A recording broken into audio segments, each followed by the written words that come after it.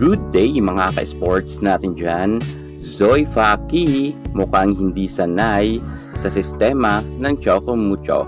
Lalo't napakababa talaga ng performance niya sa kanyang nilalaro. Ang kanyang galawan nga ay lumalaban naman siya at kita naman natin na medyo nagiging off lang siya madalas. Kung saan nakatatlong games na nga ang Choco Mucho, isang beses pa lang sila nakalusot na hindi ito inaasahan ng kanilang fans dahil sanay nga tayo na nasa taas na standing ang Choco Mucho. Pero ito ngayon ang nangyari kung saan nga ay nasa mababang standing nga sila pagdating sa Pool B. At ang sinisisi nga dito ng ibang mga netizen ay si Zoe Faki. Ngayon ay kitang-kita natin na mukhang ingat na si Zoe Faki sa kanyang pag-i-spike kung kaya mas lalo siyang nag-e-error. At dahil nga madalas matalo ang Choco Mucho at isang beses pa lang sila nakalusot sa kanilang games, ngunit pahirapan pa ito.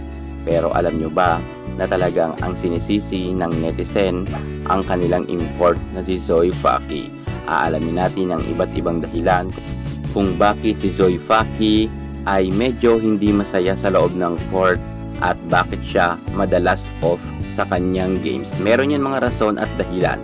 Yan ngayon ang ating tutuklasin. Panoorin ang ating vlog hanggang sa dulo, pero bago ang lahat, subscribe ka muna.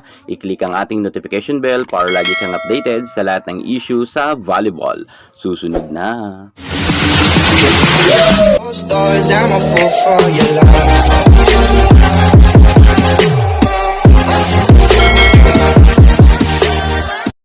Sa ngayon ay nasa ika-4 na standing sa Pool B ang Choco Mucho, kung saan meron na silang 2 talo at isa pa lamang ang kanilang panalo. Matapos ngang madungisan ang kanilang standing ng Signal HD Spikers ng Akari Chargers. At dahil nga dyan ay delikado nga na makapasok pa ang Choco Mucho sa Final Four. Matapos ang Signal HD Spikers may 3 ng panalo at ang Akari ay may 3 na nga rin panalo. So talagang 50-50 ang Choco Mucho na makapasok nga sa semifinals. May natitira pa ang Choco Mucho na 2 games, ang Petrogas Angels and Capital One Solar Spikers. Kapwa ang 2 team na ito ay masasabi natin na talagang malakas, lalo na ang Capital One Solar Spikers pagkatapos ngang pataubin nila ang defending champion na Petrogas Angels. At ang Petrogas, malakas rin yan kung kaya dadaan talaga sa butas ng karayom bago manalo ang Choco Mucho.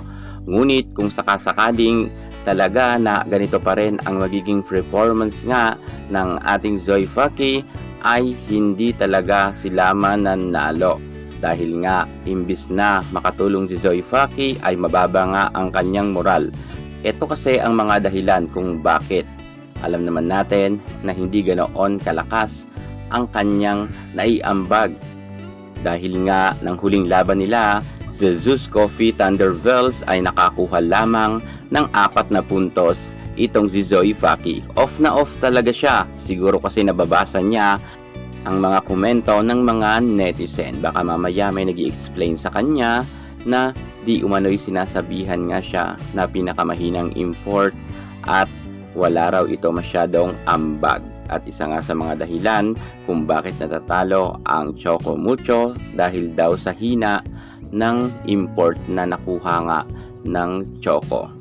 Siguro talagang hindi ganito ka-solid pa si Zoe Faki, nag-a-adjust pa lang siguro siya dahil hindi nga siya madalas talaga makapuntos, lalo na ng last game nila dahil baka emotionally, mentally baka natotorture na rin siya sa mga pinagko-comment nga ng netizen dahil madalas nga na-i-bash nga itong si Zoe Faki. Kawawa naman itong si Zoe Faki, sana ay suportahan na lang natin ito at bigyan natin ng pagkakataon.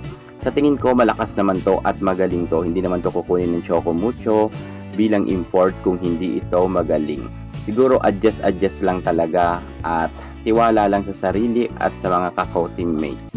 Yun nga, nais ko lang sanang iparating na sana ay wag natin masyadong i-bash itong si Zoe Faki dahil mukhang hindi talaga siya sanay. Siguro sa kanilang bansa hindi ganito ang mga netizen na madalas nga mang-bash sa mga atleta nga na naglalaro sa kanila. Kaya sana ay maging mapanuri rin tayo at mabusisi sa ating mga iko-komento dahil meron rin tayong nasasaktan nga na mga hinahangaan nating volleyball player.